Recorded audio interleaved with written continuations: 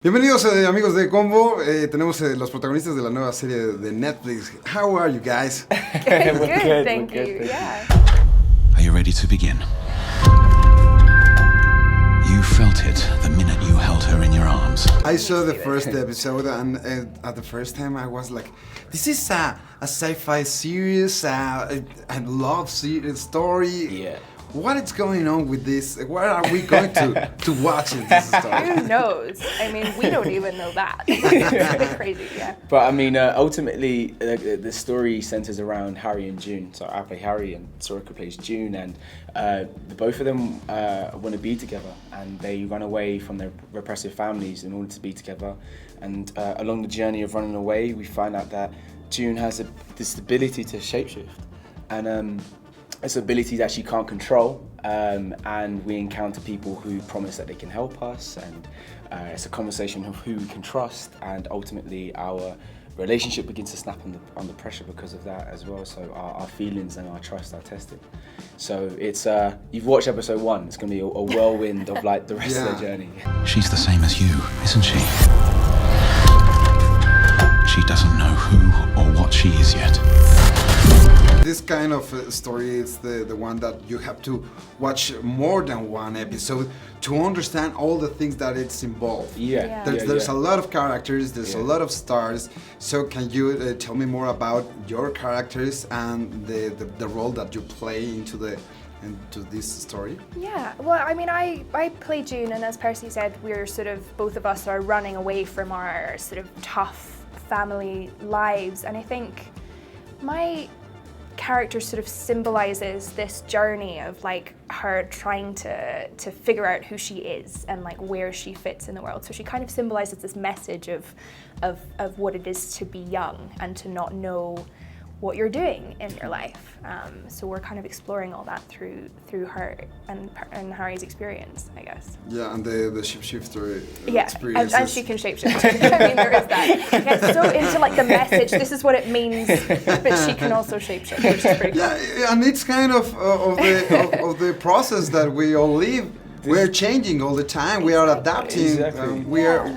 Sometimes we don't know who are we, exactly. right? Yeah, which is the great part of the show is to do with shapeshifting, but ultimately it's grounded in the fact that we all evolve and we all change, and I think that's what the story is around. It's about characters searching for their identity. And it's never played as a sci-fi element to the show, that none of us went into it feeling like we were just making another teen sci-fi show, that it's all of these issues are very relatable and very understandable for anyone who's sort of gone through particularly that sort of like late teenage years, but also people in general, you know, that we're constantly adapting to the world around us. June is a very special girl. She needs us. She's a shifter, like us. And yeah, as you mentioned, there's so many characters that have their own intricate, in-depth stories. So ultimately, we have Harry and June, but we have, like another, a load of other characters who the audience can follow their journeys also and see how everything escalates in conflict. She belongs with her mother. She's in danger. Where's June? And it's kind of dark, right? Yeah.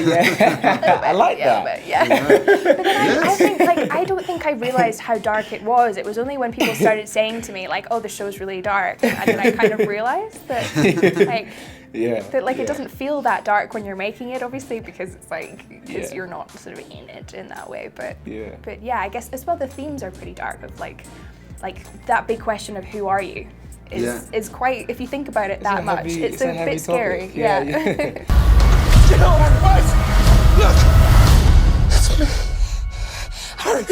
How much time did you spend doing this? What, the filming? Yes. We were filming for 7 months. 7 months? Yeah, Wow. that's a long time.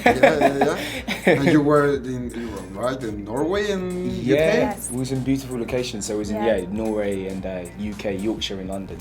Yeah, so that gives you the best environment for this kind of story. Yeah. 100%. Because I think there's something also when you're in that kind of very grand landscape, there's something that makes you feel quite philosophical. I Yeah. found that sort of we all sort of were doing quite a lot of walking around in nature and just sort of wondering about life. A blue screen around us, where we're having to pretend like, oh my god. Yeah. Like the location we used in later down the series in Norway was an actual location. Like that was someone actual island. Yeah. Someone actual their house. It wasn't like a set built. And it just adds to the truth, I think, of the show that we're actually in the exact environment that is that was written in the script. You know, we don't have to fake anything. Tell me it's gonna be okay.